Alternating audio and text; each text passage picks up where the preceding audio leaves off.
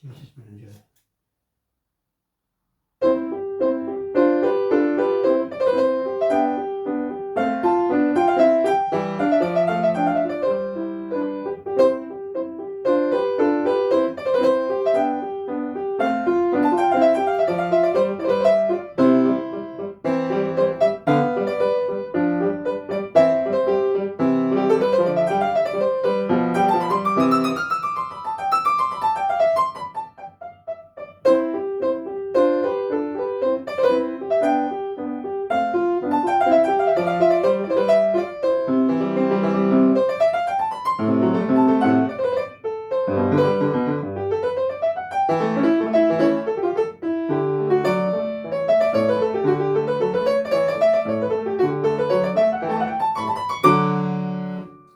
Hello, I'm Kieran O'Hagan.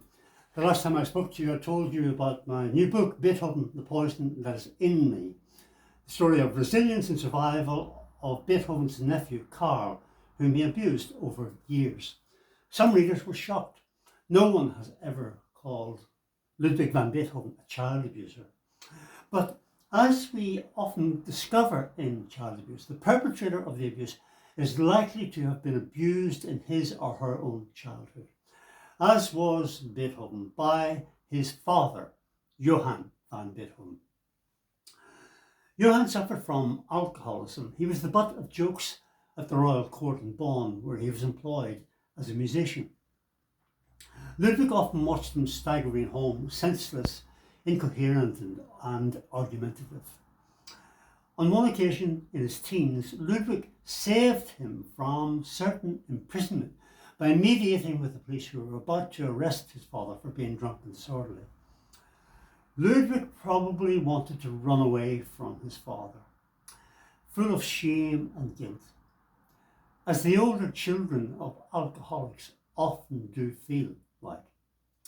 He must also have felt terribly confused. Johann was a man upon whom he depended a great deal, a father who taught him so much musically from his earliest years. When he wasn't drunk, however, Johann was ruthlessly ambitious for his son.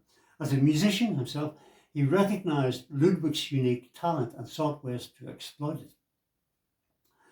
When Ludwig started performing publicly in 1778, his father claimed that he was only 6 years old. He was actually 7 years and 3 months. Johann wanted to portray his son as a child prodigy, like Mozart, who did begin performing publicly at the age of 6. Johann could not have told that lie without realising that his son may unwittingly expose it. Johann must have forewarned Ludwig to sustain the lie that he was 6, not 7 years and 3 months. How often Johann did this is unknown, but the consequences were long-lasting. In later life, Beethoven lamented that he never knew precisely what age he was. Little wonder, a child compelled to lie about his age and forewarned about the need to sustain the lie. Alcoholism led to another form of emotional and psychological abuse.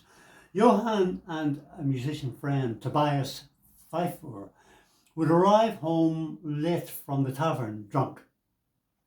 Johann would shake Ludwig awake and get him to the keyboard. Some biographers allege that he dragged Ludwig to the keyboard, where he was made to play for the gratification of two drunk men. It isn't hard to imagine how painful and disorientating this was.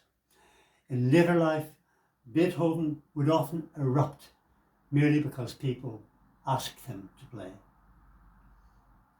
Little wonder.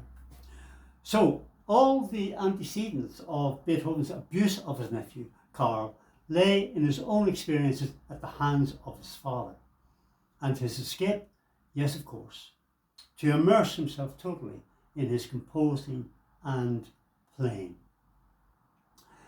You can still download the book from my website, free of charge, kieranohagan.com. I hope you enjoy it.